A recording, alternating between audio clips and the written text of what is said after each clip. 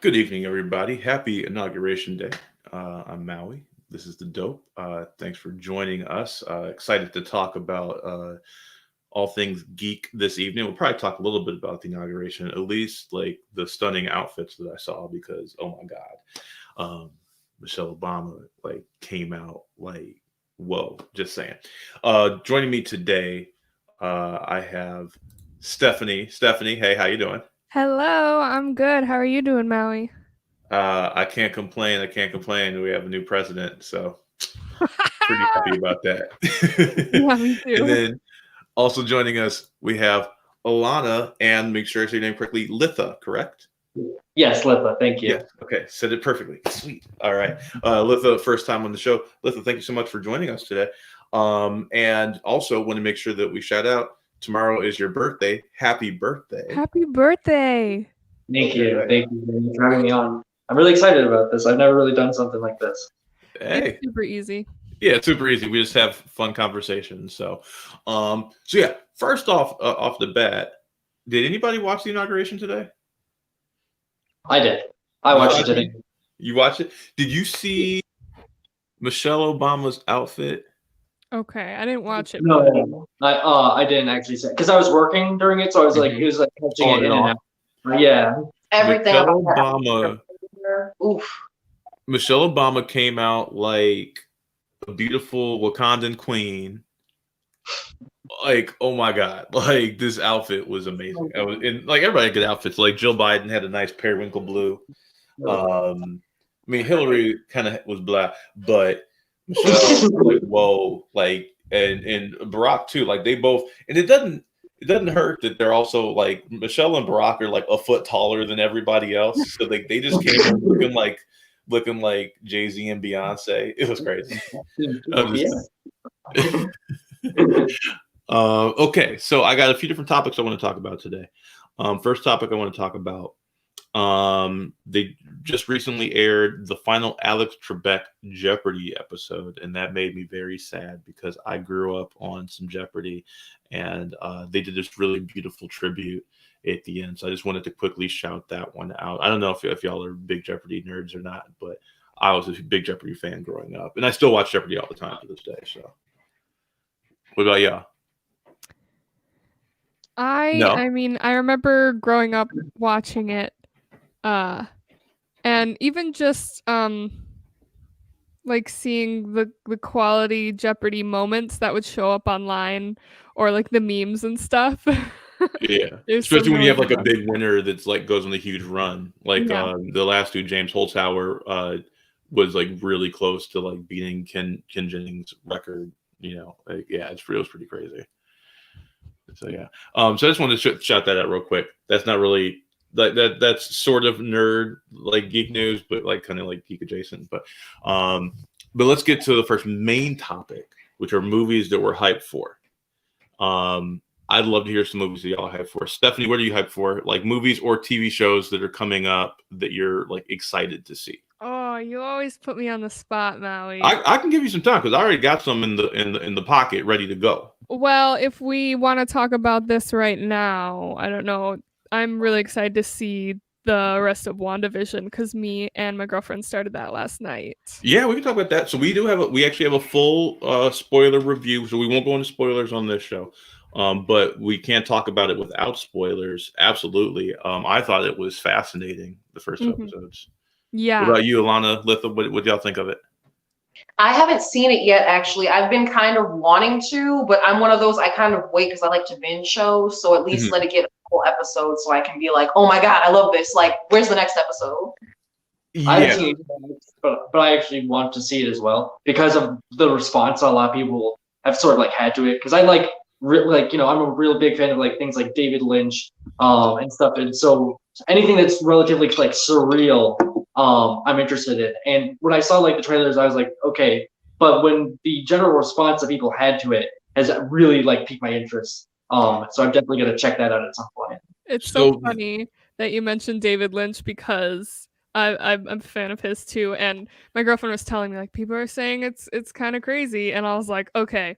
Twin Peaks. I'm prepared for this. I've seen Twin Peaks. it's fairly vanilla on the craziness compared to Twin Peaks, but it's so still far, really good. So far, you're but right. there's some stuff that happens that's like, wait, something weird's going on here. And so they released the first 2 episodes in the first week. And I think that was intentional because I think the first episode alone doesn't hook you enough. And so that second episode, by the end of that second episode, you're like, okay, something really weird is happening here. So I'm like really, really excited for that. To see the rest of them. Episode 3 comes out day after tomorrow, Friday evening. We will be doing our recap and discussion on it. So be sure to check it on our YouTube or Facebook page. Yeah, it's a really interesting show. I think Elizabeth Olsen is doing the 50s, 60s sitcom thing perfectly. Same with Paul Bettany, but and Catherine Hahn, who plays the next door neighbor Agnes, is absolutely incredible. Yes, she's hilarious. Yeah. She's probably my favorite character on the show. So far. Yeah. But if you're a fan of David Lynch, Litha, like I think you'll really dig it. It's not as crazy thus far, but it feels like it is going to be. So that's it's got the same vibes. I'm loving it. Yeah. Okay, so what about has anyone seen any of the trailers for Black Widow? Because that's I think finally going to get released coming soon. I haven't seen any recent trailers for it, but I am excited because it's like about time that she has a movie, considering like, I mean, I'm not like, I wasn't a huge fan of the Thor movies and like Iron Man, like some of them I liked, some of them I didn't, but I'm like, why doesn't she, like, she's been in so many of the Marvel movies, like where's her story? Yeah, it's coming out May 7th, I think is the new date. I'm looking it up here. Yeah, May 7th. I'm excited for it, but like it's kind of too little too late. That's what Abby says. Like, y'all wait until after you kill her to give her a movie. It's a flashback. I think it takes place between Civil War and Infinity War or something like that. And I mean, we've been asking for a female-led Marvel movie for so long, and then eventually we got it with Captain Marvel, which kind of sucks because Nat was there first, and she couldn't get her movie until they killed her, and it's just to set up who the next Black Widow is going to be. It doesn't even feel like it's going to be like a franchise for the character. It just feels like, okay, here's a one-off because you were one of the original Avengers, so you should get a movie before we send you off into the whatever, you know? What do you think, Deacon? Deacon, what do you think? Tell us everything. He's sniffing. Deacon does this whenever we stream. Deacon just like decides because Deacon's hungry. Deacon has a set dinner time. Deacon's like, well, I know it's time to eat soon, so it's gonna bother me. But yeah, I definitely agree with what you're saying, Maui, and like it feels like kind of a passing thought. And while I am excited for it, I mean, always excited for a new Marvel movie. I definitely understand what you're saying and what you're getting at. Mm-hmm. Yeah, so I wish that they would have given her something sooner, or maybe just not even killed her, you know, at that time. So, what a thought. Yeah, it'd be nice. It also just makes me feel weird just because I haven't seen bits and pieces of Captain Marvel, and it's like she's a cool character, but she has such a bland kind of personality, or she doesn't have a lot of personality, and I feel like Black Widow has that, so like she could have had more of a compelling, not saying that Captain Marvel didn't deserve a movie, but like if you wanted an interesting female character with like that personality we already saw, like it would have been perfect. It would have made more sense to give her that movie sooner. I'm hoping the Captain Marvel 2 that she loosens up a little bit. I think they made her kind of stiff by design. I think that's probably one of the shortcomings of the film. But I'm hoping we see her kind of like a little looser in Captain Marvel 2. I am really looking forward to Captain Marvel 2 because I really did enjoy the first one. But I'm hoping that in the second one we see her maybe a little happier now that she knows who she is. She can own who she is. She can own that character. And Brie Larson is an incredible actress. One of my favorite like up and coming actresses, actually. So yeah. What about you, Litha? What do you think about the women of the MCU? I'm not like super big into like superhero movies or like the MCU or much. I've only seen like a handful of the movies here and there. Like I saw like the Avengers movies in theaters and like Spider-Man Homecoming. But when it came to like the other movies, I didn't really watch them that much. So I don't exactly have an opinion. I do think it is a good thing that Black Widow is getting her own movie, because obviously more female-led superheroes is always a good thing. It's just unfortunate the sequence that kind of took place. Like if they made Black Widow before Infinity War and Endgame, that would be a perfect time to release it because we wouldn't know what happens to her. Because like it's in this weird area as a prequel, because since it's a prequel, you already know that she's not much bad is going to happen to her. It can only really reveal more about her character. But then you also know that's it in the end that she is going to die at a certain point. It just seems like an odd time to release this specific movie. Not that I'm mad at or anything that's happening at all, just like when it comes to the narrative structure and the feelings towards it is like really kind of awkward. But I would rather it happen than not happen at all kind of thing. Yeah, it's kind of like the stakes are lower because, like you said, we know how she dies. That's interesting. That's a good point. That's a very good point. Yeah. And yeah, I guess I didn't think about that. Yeah, there are no stakes because your main character is going to be okay. Yeah. Yeah. But also, you know that your main character is going to die just shortly after this. No harm, no foul. Okay. Okay, so this is an older movie, and this is like a black comedy classic. So I'm curious because y'all are a little bit younger than me. Coming to America, is anyone a fan of the original Coming to America Eddie Murphy film? Alana, I know you have my back on this. It's been a while since I've seen it, but like my mom made me watch that with her all the time when I was younger. So yeah, it's like one of those movies where it's like I'm hyped for it. I just wish the sequel didn't take so long to be made, but at least we're finally getting it. Yeah, I'm hoping it's good. Because it has been so long. But I like the director, Craig Brewer, who did Dolomite Is My Name with Eddie Murphy, which was fantastic. And the trailer looks awesome, so I'm like super excited. And they got like everybody back from the original, including James Earl Jones, which makes me so happy because anytime James Earl Jones is on the screen, I'm happy. So I'm super excited for that one. I just watched the trailer for Judas and the Black Messiah, and holy crap, does that look good. Alana, what do you think about that? I know you're hyped for that because you work with a Black Panther. Yes, work with Billy Che, and I'm excited about it, but I am also a little, just because we know Hollywood has a way of portraying these famous Black figures, and because Fred Hampton is known, he's getting more recognition, but he still isn't as known as like King and Malcolm X. I just worry how they're going to show him, and just worried about, because I know with the production, like they did talk to his son and stuff, but they also, I feel like just they're taking some liberties, and I'm worried they might make him seem too much as he was just one of a kind. No, like obviously he was one of a kind, but make him seem too much like a Messiah, and like no one could come near him or do anything unless like regular old Fred, because Fred strived like for everybody to come together. And I feel like if they make him too much of a hero or somebody that like we can't touch, that it makes it feel like why even try? Like we're not Fred Hampton, where Fred would probably be like, no, I want you all to try. Like we can all do this. We can all work together. So I'm excited to see the story finally get told, but I'm also a little skeptical because I'm like, I love Fred Hampton. Don't you ruin my Fred Hampton. Yeah, absolutely. Stephanie, Litha, have either of you seen the trailer for Judas and the Black Messiah? I have not. I haven't seen it. You should check it out. It's an awesome trailer. It's a fantastic trailer. Steph?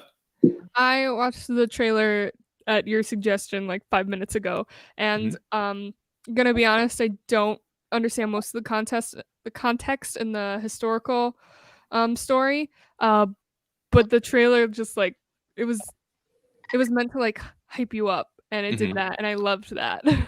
Yeah, I'm excited because everybody knows Malcolm, everybody knows Martin, everybody knows Rosa Parks, right?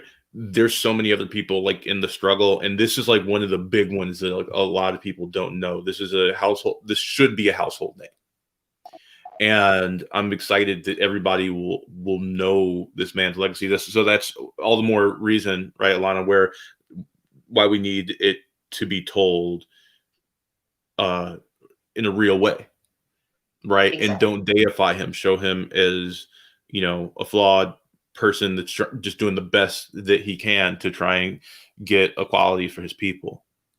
Oh yeah, because he was young, 21. 21, I think, when he killed at 21. So he was able to do a lot of stuff at a young age. But I mean, yeah, he's still a young. That's a lot of responsibility, because I'm trying to think, like, I'm 25. I can't even handle that much responsibility. So to be 21 and basically almost be the face of a chapter, you know, in the Chicago Black Panther Party, and to be that face of Chicago, like, that's a lot. Yeah.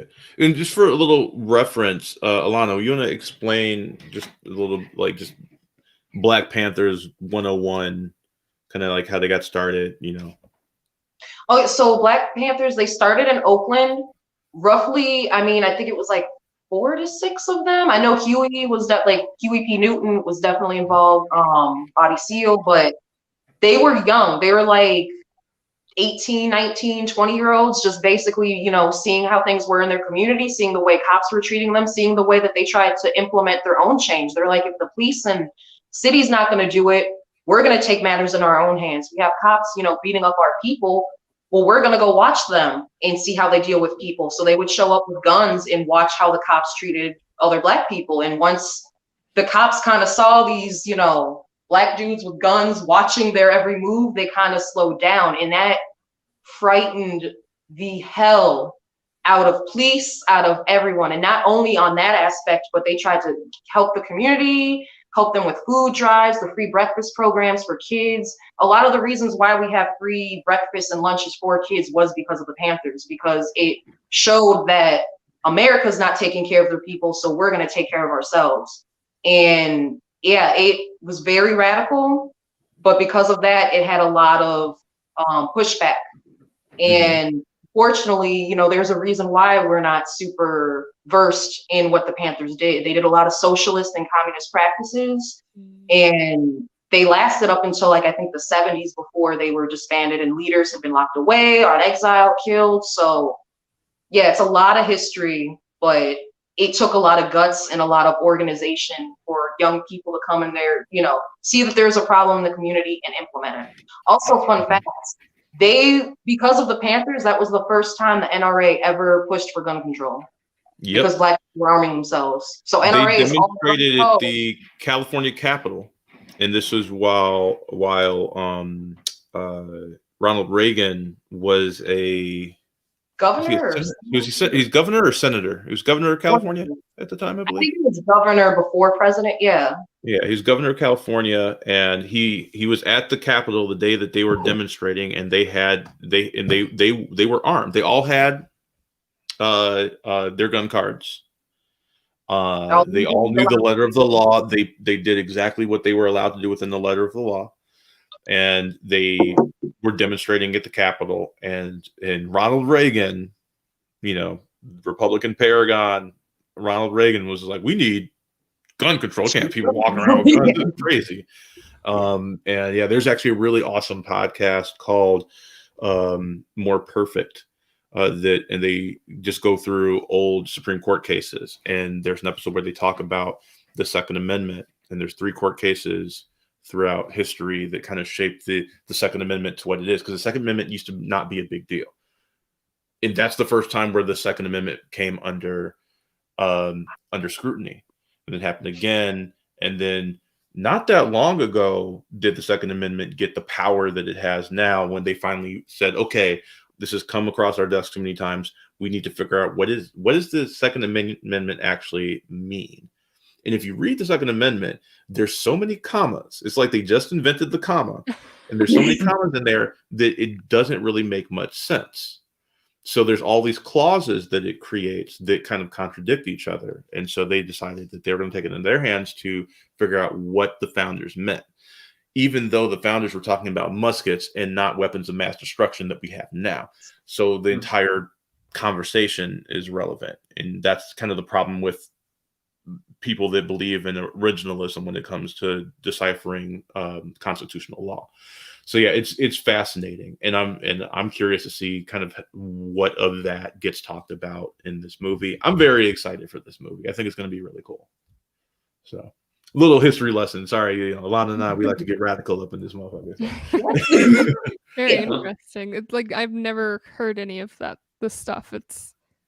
This is the stuff they don't teach us. The stuff that apparently is dangerous to teach. If you listen to the 1776 report that the Trump administration just like tried to like push out there in their last days, like, also stop teaching kids about Black people. Like, by the way, they didn't teach us much to begin with. Exactly. That's what's so sad. Yeah. So those were the things I wanted to go over real quick in the geek news. Unless anybody had anything else, we can move to our main topic. Anything else that people are looking forward to next year, or this year rather, in 2021? Any big things you're looking forward to, or no? Not that I can. I'm kind of lame. I feel like the only movie I really know that's coming out that I'm kind of excited for is Halloween Kills, because I love like, I think it's coming out this year. I believe so. I thought I saw like a teaser for 2021. I'm hoping. I mean, the Halloween timeline, because of the new movie that came out, I think last year or the year before, is a little shaky, considering it has a sequel called Halloween to the original Halloween. But those movies are classics to me. I grew up watching them. So any chance to see Michael Myers, slay some people, I'm down. Right on. I've never been that big of a Halloween fan. The music freaks me out. So the main Halloween theme freaks me out. Also, the first Halloween movie is boring AF in my opinion. So when you watch it 70 times, you pick out on all the like stupid dialogue. It goes from being boring to like it's a comedy to me now. Well, yeah, we just watched it, me and Nick and my sister and stuff, like this past Halloween. And that one lady that just will not stop saying "totally" every 5 minutes. Oh, it's totally. Like, it's very of its time. Oh my god! Well, it had like no money. Like John Carpenter had to like piece it together and stuff. It's like for what like there are elements of Halloween that definitely hold up a lot. Like obviously the direction, the suspense, that kind of stuff. But like when it comes to like the characters, they like the trope of like you don't care about slasher characters. It started at the source with Halloween. Like besides Laurie Strode, no one else is even. I mean, you got the kids, but like the kids. Yeah. But like all like the main characters, like one of the guys, like he's like, they're like it's one of the her friend and then her boyfriend. They're like making out in the car, and he's like, "Oh, let's go inside." Like. And she's like, "What are you gonna do?" He's like, my plan is we'll get drunk. I'll take off your clothes, and then I'll take off like the little girl's clothes on top of it, like to be funny. Yeah, like they were making like weird pedophilia jokes. Like it was not good. Those people were bad. So it was like you don't care if they get killed because they're terrible. Exactly. Well, the 80s was the first Halloween in the 80s or late 70s. Late 70s. Late 70s, but the bulk of it takes place in the 80s, right? Like even the late 70s, by the time you get to the late 70s, that period of time, late 70s to like early 90s, that people kind of think of as the quintessential like 80s era of filmmaking is probably the worst decade for filmmaking there is.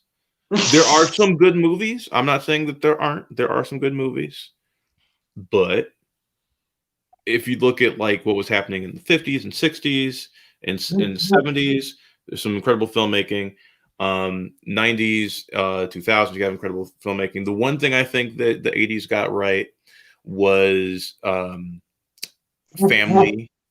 big family films, entertainment, that popcorn film, that, those movies in the 80s are freaking great. Everything else is kind of trash. So...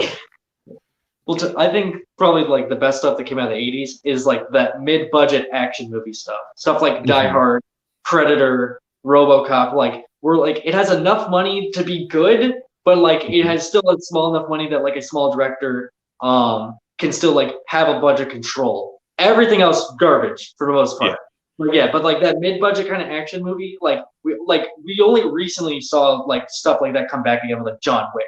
True. Like that, like that's a classic mid-budget action movie because towards like the early 2000s and then definitely in like the 2010s, it was all about the big budget action. The big explosions. Yeah, the Transformers, but they're also self-aware.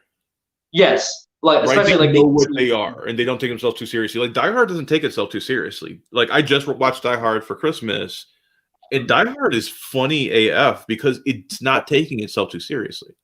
No, well, the situation is absolutely ridiculous. And Bruce Willis, he was a comedy actor. Like that's what he was known for. Like no one believed in Bruce Willis to do Die Hard. They're like, he's just a comedian. Like he's not going to be able to do an action movie. And there's not that much action in Die Hard. There's like a handful. Like, because I also recently rewatched Aliens as well. And there's like 3 action scenes in Aliens, and it's regarded as one of the best action movies ever. Most of the movie is people standing in spaceships talking about how bad the aliens are. But the action that is there is fantastic, and because of again that mid-budget where they have so much control, there's so much like little good stuff that can come out of it, like the self-awareness in Die Hard. How funny it is. And how there's like again one of my favorite parts about Die Hard is the humanity. There's so much humanity in Die Hard. Everyone's like a real person. Even the villain. Like every time I watch Die Hard, I want Hans Gruber to win because I love Alan Rickman so much. Hans Gruber. Every time he gets thrown off the building, I'm like, man, I just wanted him to actually end up on that beach, like collecting 20%. Like you're rooting for him the whole time. I am not rooting for Hans Gruber. I am not. No, I do love him. I do love him. And rest in peace, Alan Rickman. Oh, of course. Yes. Okay. So let's move on to our main topic. So this is going to be a recurring segment that we do on the Dope. We did something similar in the audio podcast version of this show. Alana and I reimagined X-Men. And I really enjoyed that. And so I wanted to bring that back as a recurring segment. And so what we're going to do with this one, it's going to be called Writer's Room, right? So we are the Writer's Room, and I'm going to give a topic, and we are going to have to come up with what our pitch would be. I am a big fan of Avatar: The Last Airbender and Legend of Korra. So what we are going to do is we're going to pitch the next Avatar. So this is, Avatar Korra has died, has moved on. What's next? Who's the Avatar? We're going to follow the rules of the show. The cycle that we've seen is air, water, earth, fire. So since Korra was a waterbender, next in the cycle is earth. So we have to come up with an earthbender. We're going to talk about there are obvious influences in terms of like time period, like analogs to us. The Korra was definitely in like the 20s, like 20s, 30s, like old timey, even had like the old timey like radio announcer. Avatar was more like old world, feel, you can see the parallels between them. So we're going to pick what our landing kind of inspiration for that is, our avatar, whatever we can come up with. And I'm going to give us a timer on this. But I feel like if I do that, I'm going to lose my nice graphic back there. I'm going to have to like redo it again. We'll have 20 minutes to come up with our pitch. I see it went away. See, it happened. Okay, that's okay. I'll get my timer going. I'm going to let y'all start because I got to go. I have to prep my baked potatoes. So y'all are going to start thinking about this. I want you to start by talking about what you love about Avatar and Korra and what you want to see and I'll be able to hear everything in what you want to see in this new Avatar. And our 20 minutes starts now. Come on, time's ticking. Start talking. I'm trying to think. Yeah. Okay, so we know it's going to be an earthbender. The thing that gets me is it really depends on how long Korra lives, because I know like Avatar Kyoshi lived to be 230 years old, I think, and then which is long, so that would be future. But then I think one of the avatars died really young. I think Aang actually died pretty young. He was like 60 80 or something. Yeah, it was like 80. So if we let's cut the difference and go for like a solid 100 years. So let's say, just to make things easy, it's like about 2020. Yeah. For our time period. Oh god, which would be crazy because of technology. Oh, is it Oh, voice? yeah. And even just the kind of fame and like with the internet would come along with being the avatar in like a modern age. Like everyone in the whole world would know who you are. I don't know if my internet is freaking out or if yours is. I think mine. I'm so sorry. Give me 1 sec. Okay. Oh no! Stop. Oh no, it's just gonna be me. But yeah, building off of that until you guys come back. One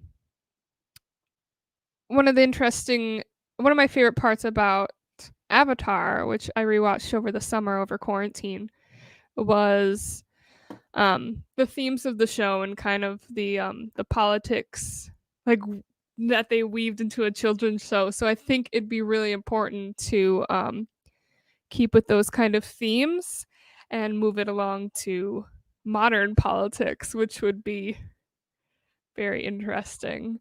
Yeah, I agree with that. I think Now you're back. I'm so sorry. Yeah, I got your back. Got your back. No worries. I agree with that. I think it's important to think about what's the political climate, because that's been so important as a through line through original Avatar and through Legend of Korra. That's always been a big thing, the social economic kind of makeup of things. What time period analog do you see this as? Time period that it takes place in? Yeah, so like Yeah, we were saying that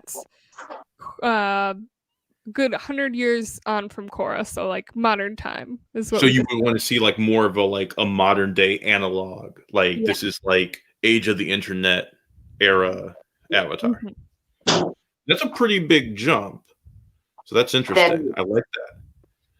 I like that a lot. So she lived pretty long. You said 100 years, right? Yep. Okay. Keep going. I'm loving. Okay, so we got like it's 2020, and that would be because I mean the way technology progressed in that. I mean, it seemed a little advanced because they had those giant mech, like the mech suits. Yeah, mech suits. So it's just really thinking about how technology would be in this era. Oh yeah. If they took it there, because they do have the power of bending. Like they have lightning bending, they have metal bending. So it's like that could help with technology advancing. Yeah. Yeah, I think that's the whole man versus like the classic stories. In the show specifically, like I'm having a lot of trouble hearing you. You know, like basically old timey spiritual internet. Essentially, they built the tree where they can see everything. And it'd be really interesting to see how. That's better. Essentially, Avatar equivalent of the internet would affect how the Avatar thought about. Like, it's a little hard to hear you. Because like Litha, we're having a little trouble hearing you. Oh shoot! Give me 1 second. Let me make sure. Oh shoot! Yeah, did your mic change or something? Because you both I think sound so. really I'm trying far to away figure out now. what happened with that. I'm so sorry. My sisters from Oregon just called me, and it's like I just told them I can't talk or text to them, and I don't know why the phone going off.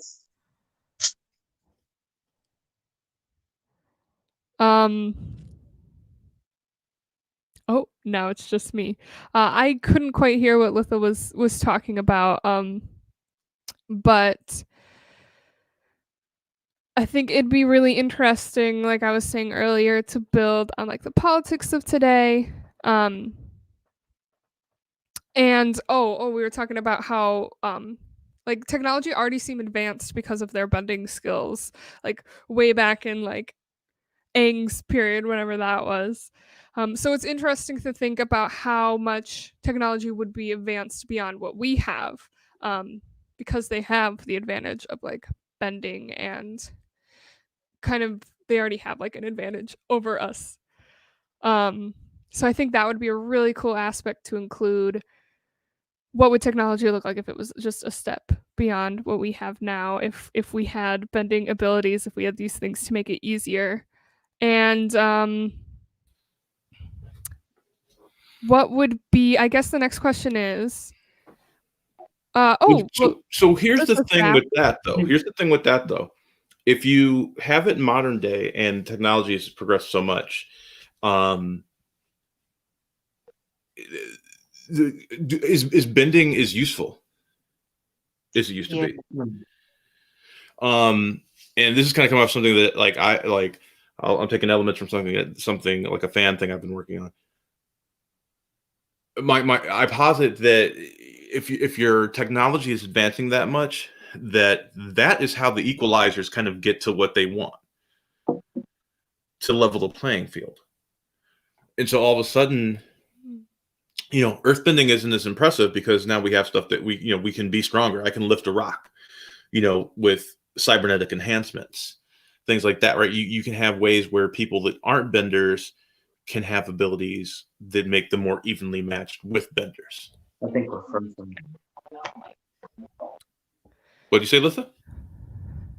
I'm sorry, my phone's having like okay, there we go. It was frozen for a little bit, so we were worried. Thank you. Time limit phone. Yeah, it's only when I leave. So now that I'm here, it should work. Litha, what were you saying earlier when we couldn't quite hear you? Yeah. So what I was talking about is that if there is like this say the modern day internet, I was gonna say one of the major themes of Avatar is like man versus nature or technology versus nature. And I would, if there is like say an Avatar version of the internet, how would that affect the Avatar's judgment on things? With like say like the spirit realm or with that tree where that connects him to basically everything. Because if you have like the technological version of like this big spirit tree, like how would that affect his like decision making ability? Like would he and for him like searching for knowledge, like would he completely lose the connection to like the spirits in the spirit realm because he, in certain circumstances it might be easier instead of going to the spirit realm and floating around and solving 15 riddles to get an answer on like what should I do? He can just Google it. Like how would that affect his decision making ability? That's fascinating. Yeah. Yeah. So you used a he/him pronoun on our avatar. Is our avatar a guy? Is our avatar a lady? Is our avatar non-binary? Like, what's the gender identity of our avatar? I kind of like non-binary just because there's no real order. Like, because at first I was just like, what is it, like man, woman? But if you think about it, like it's like Yoshi, and then we have Roku and Aang, and then we have Korra. So there's no real order to the gender. And especially if it is more in a modern day setting, at least I would hope that they would introduce non-binary, because I know they introduced LGBTQ with Korra, and I know some of the comics have expanded. Like the Air Nomads had a very like flowing acceptance with everyone. I believe Kaya, Avatar's daughter, Aang's daughter with Korra or Katara is supposed to be lesbian, if I'm not mistaken, or she might be bi. So yes, I think in the comics you find that out. Okay. So it's just like in that way, it could be more of a non-binary avatar. It could be, more of a flowy character, because it's like, if we're already entering spirituality and stuff, I don't think gender would be like on the defiance. I think that would, like, for an avatar, even being non-binary would just even make sense, because to them they just be above all that. Yeah. Like for them, like, it wouldn't even matter. Exactly. I like that. I like that a lot. I think, okay, so we have a non-binary avatar. And I think that what would be interesting is if Avatar Korra is kind of thought of as like an icon in that regard in terms of LGBTQ rights in this world. because we don't really get many, if any, examples of queer relationships on the show throughout any of Last Airbender, and not until like the last season of Korra. So I think that could be very interesting, and then also could be like now it's like, oh, okay, I see how in her reincarnation that she would go from using she pronouns to they them pronouns. I think that could be really really cool because it is still kind of like the same person. It's just a different point of view. I kind of And it think of was. it like Oh my God, can they stop calling me? Yeah, it's like they're blowing you up, huh? the spirit of the Alright, I Avatar is just supposed texted. I'm in a work. Like I can talk. Oh no, That's what you're happens. You got those freaking They out love again. you. They love you. And I love them. I'm just like, not right now. Just don't call me now. Okay, now So, the what were you saying, audio's being Stephanie? wonky again. Yeah, and your It'll probably phone. come back in a second. Stephanie, what were you saying? I was just saying that the spirit of the Avatar doesn't have a gender, so like Right. Rava is non-binary, right? Rava's not, as far as I know, Rava is not a he or a her or like I don't know that Rava even Why is it so- identifies by gender. You know what I mean? mhm. So yeah, that could be very interesting. You're back, Alana. I'm back. Okay, I can't hear you guys, so I'm so sorry. I'm like, You're fine. this technology is messing Yeah, me up. We just I having got a too good many time. things open. Okay, there we go. We're just having a good time. We're just having a good time. Audio. And maybe just go back to default. If it will let me. I'm gonna mute you while you figure that out. Stop. So as she struggles with the tech, so I think okay. So they them modern day. What else do we got? What else could we do? What else could we do in that? Are we thinking Okay. of just the okay, I'm you first. unmute. I Okay. got an idea. Hello? Yep, we can hear you. You good? Oh, You now back? I can't hear you guys though. Exit out and come back in. It's always something. It's okay. Exit out and Should come I back leave and then come back? It might be better if you Okay. just leave and just come back. Okay. Thank you. in. So the spirit portals, right? We have 3 spirit portals. I think and if we're talking about like energy, maybe that is the fuel that they're using to like make all of these technological advances is by exploiting spirit energy. So that could be kind of an analog to like fossil fuels and things like that. It's like literally like siphoning the lifeblood of the planet for momentary gains. Oh, I like Right. that. I mean, That I could don't be a like lot of it, but Yeah, but I mean, it also just kind of makes it, once again with that relevance about, like harmony with the planet, right? And so with the Avatar being like the balance between our world and the spirit world, maybe like the exploitation of that energy that was started with Kuvira in season 4 of Korra, we see that hasn't stopped. In fact, that has ramped up. Now that that technology has been created, all of this, the extrapolation of that 100 years later, now this is a big booming industry. Now the Avatar is more of an eco warrior trying to, get them to stop exploiting the spirit world. Ooh. Yeah, and just like I was saying earlier, the fame that the Avatar would have in the internet age would be insane, and how to balance like being a worldwide celebrity basically and still doing Avatar stuff. And this is what I was going to ask earlier. Are we just thinking of the Avatar? Or are we also thinking of their like their group, their friends? You got to have. I mean, what is the Avatar without Team Avatar? Exactly. Right? You got to have Team Avatar. Exactly. I think our buds are back. I'm so sorry. Thank you all. It's all good. So here's what we came up with since you blacked out for a bit. So there is the spirit portals are being used for energy, and that's what's powering these cybernetic enhancements. And so the Avatar, being the bridge between the worlds, is trying to stop the exploitation of spirit energy, so it becomes more of an eco warrior. And then Stephanie was just saying, Stephanie. Oh, I'm wondering if you guys have any thoughts about the Avatar's group of friends. I was actually like just gonna bring that up. I was like, oh, maybe we should discuss like Team Avatar, because we've seen Team Avatar twice now.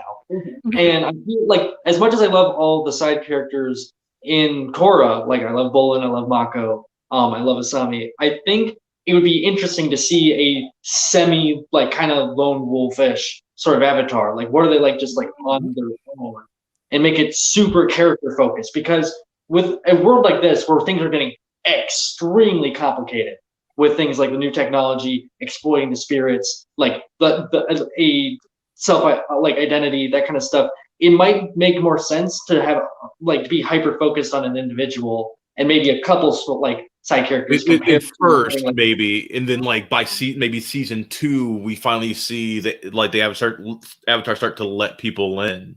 Yeah.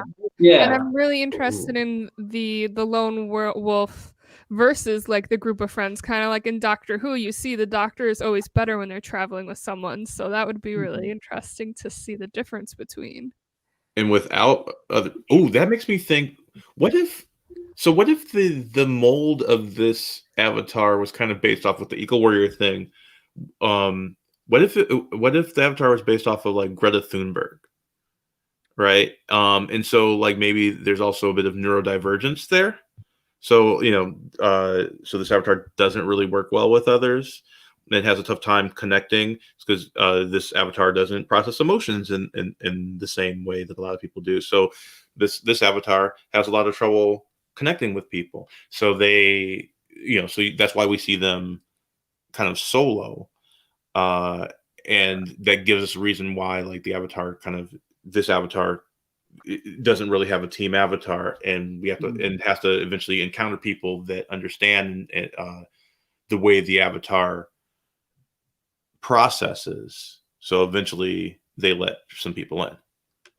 I like that idea, especially too with the story we're going for, because I feel like especially now, if we're making it more of like a modern day setting, but like with future-esque qualities, and you're saying like mentioning the cybernetic enhancements and people feeling like bending's not that special. And I think we've talked about it before where it just feels like you don't need an Avatar. If it touches on that, like especially too with like maybe depression or anxiety being around people, because I like the neurodivergence, but I can also see if you're in a world where it feels like you don't really need an Avatar, but you are the Avatar, like what does that do to your psyche? Like how does that help you relate to people? Because they want to do the Green Initiative for sure, but it's like, how does it, like one of the seasons before, maybe they decide to like stop the exploitation of spirit energy, if before they kind of have to deal with the fact of like, where do I fit in? Like I'm this person that can control all the elements, but that doesn't matter anymore. And I don't get along with people. They're not going to be praised for the Avatar because they don't need it. So it's kind of just that like weird, do I even need to be here? And finding their own place. And then it's like, then they can get into the, well, no, we have to stop the exploitation. And then in the fight to do that, they end up meeting other characters along the way that kind of, it's not easy at first. People are like, man, that Avatar is kind of a jerk. Like, I don't want to work with them. But eventually they're able to come and find those people that kind of are able to work with them or respect them enough, and they can like relate to each other in that way. Because I feel like that can be, go ahead. If this Avatar is a fugitive? Like, what if this Avatar, like, what if like being the Avatar isn't in vogue anymore? Like, maybe because of the reliance on spirit energy to power cybernetic enhancements, right? And that kind of equalizing the playing field. Maybe what if benders are kind of like on the outs? Ooh. And so society isn't built on bending anymore. It's now built on tech. And so benders are kind of on the outskirts of society. Kind of like as if the equalists in Korra like finally got what they wanted. Like, or well, not like the total like elimination of benders, but like at this point they would become a total like minority in the world. Because like if you have super advanced technology, you don't need special floating water. True. So we just hit time, and I think we just came up with a pretty good story. Yeah. So that was time. So that's our writer's room pitch. Okay, so the last thing we need is a name. Ooh. So I want y'all to think of the name. I'm going to recap the plot, right? So Avatar Korra, after an amazing transformative 100-year term as the Avatar, has passed away. From what we're saying, it sounds like it was probably under nefarious means. Probably the Equalists finally took out Korra.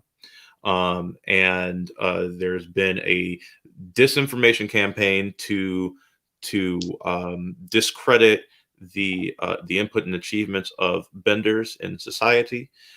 They put out their own report saying that like having bending in education is no good ski, to just systematically, other benders, right? Our new bender, who we have yet to name, that we'll get to that in a minute, is a non-binary, neurodivergent earthbender who is an eco warrior. Probably doesn't even know they're the Avatar right away, because if the previous Avatar demise was under suspicious circumstances, they're probably trying to silence future avatars. So maybe the Order of the White Lotus has been, dismantled as well. But this Avatar eventually figures out they're the Avatar. Is trying to be an eco warrior, trying to get them to stop exploiting the spirit portals. Is a fugitive because of this. In future seasons, we'll get a group, but in this first season, it's very hyper-focused, single character, lone wolf type of story. And the name is... Who's got something for me? I'm so bad at naming things. And I want to do a name because it's like all of their names, like Roku, Aang, Kyoshi, like they all have distinct names. So it's like I don't want to go to the Avatar random name generator. Avatar random name generator. Yes. That exists on fantasynamegenerators.com. Check it out, everybody. It's awesome. Okay, so Right, I'm pulling it up here. The third three are Earth Kingdom names. So we have Hoten, Pa, or Chaong. Do we like any of those, or should I do another set?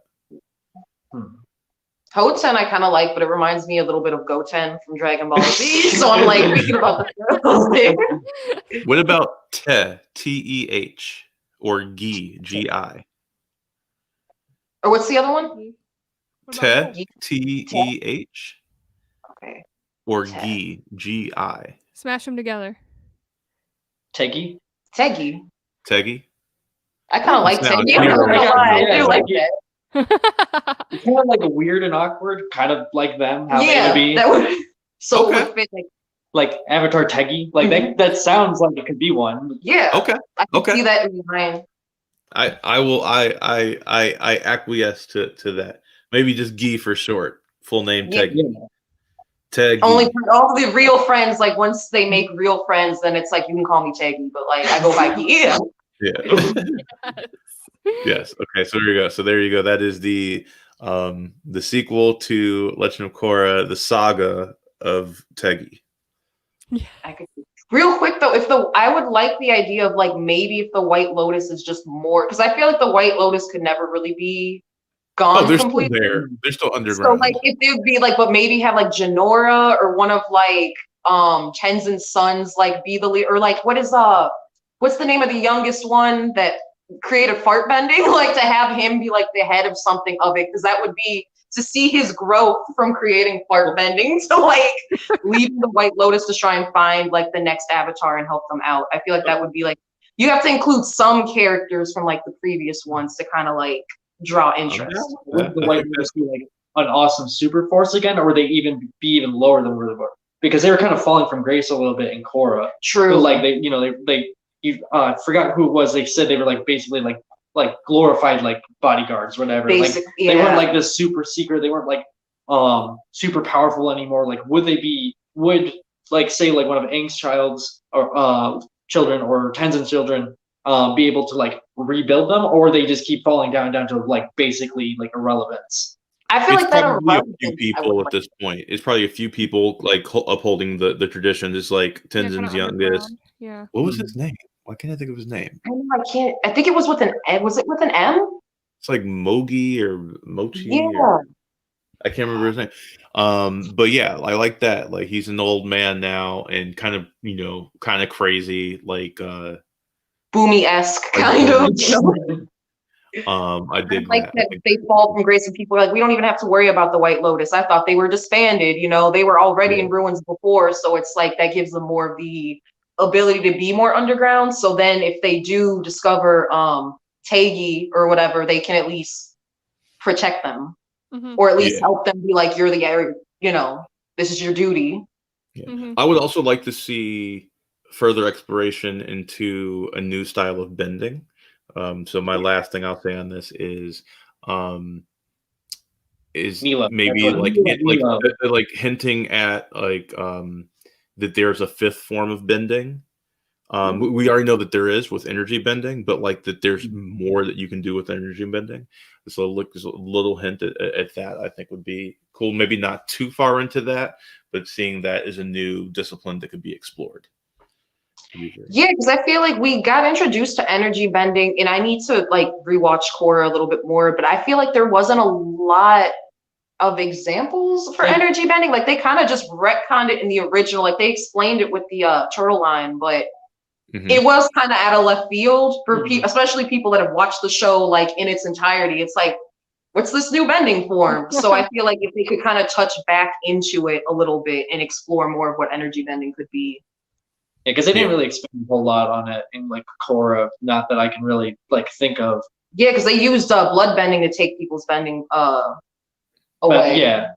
Yes. So that would be interesting to see how far like how far bending can really go. Like there's energy bending, but like can you like bend like the cosmos? Yeah. Like, or something like can you like actually like manipulate reality itself or anything like that? Like how far does it go? Yeah, that would be really cool. Or especially see maybe something from air too, because we saw that really cool thing that Zaire did with like literally taking the oxygen or the breath out of the Earth Queen. So like if there's something else that air could do besides fart bending, that like could lead to something else, one of the kind of cool microcosms of that or like specialities of that. Well, there's in the fan thing that I follow, Legend of Genji is what they call theirs. They have a form of bending. It's a subform of earth bending called glass bending. It's pretty cool. Ooh, yeah, I like that. So there's making glass pieces, just like doing their bending with it.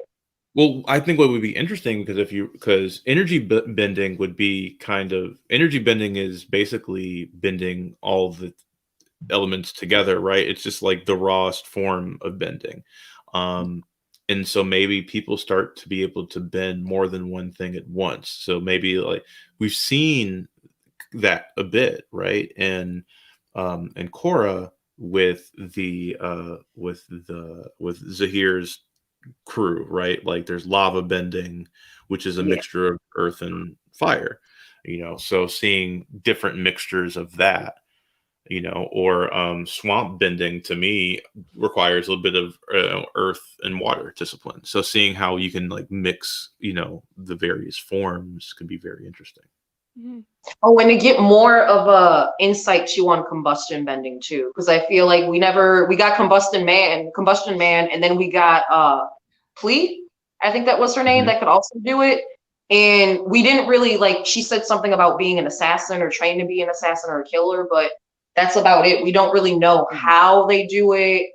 I know it's a difficult practice if we've only seen two characters in the whole history do it. So if we got also maybe a little insight more of how they're, because that kind of seems like a mixture of air and fire too.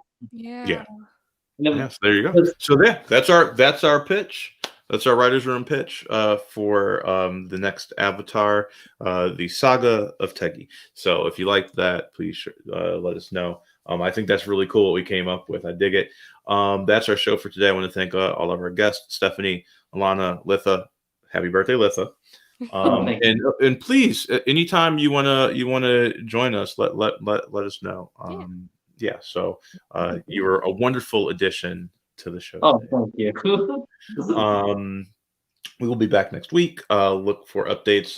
We're going to have a couple new things coming out. I have some friends, some wonderful actor friends of mine who are, like me, obsessed with Bridgerton.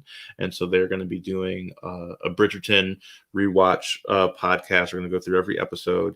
And they're going to talk about the storylines, the hot sex, the fashion, all of the things. The Duke of Hastings. I'll be sure to be there for that one because I'm obsessed with him. Just saying. Also, look out. I'm going to start play testing a spinoff game that we're going to do called the Dope Debate Club, where we'll have two debate teams debating all of the nerdiest things. Best franchise, best MCU movie will be a tournament thing that we'll do. We might do, best rogue, like, so you could have like Star-Lord versus Indiana Jones, or all sorts of fun stuff. And there'll be rules of debate, and you'll be on a team, so there'll be 3 different categories that you go through, and you get points for each win, and see who comes out at the end on top. So excited for that. Hopefully you should be able to have that play tested so that we can roll that out in the next month or so. Also, starting next month, another new show will be Bronte House with Sharonda and Brian Dawson of Bronte House, the non-for-profit organization that does cultural enrichment programming for Black youth and adults, as well as racial CrossFit training, so that you can be a racial anti-racist warrior out in the world.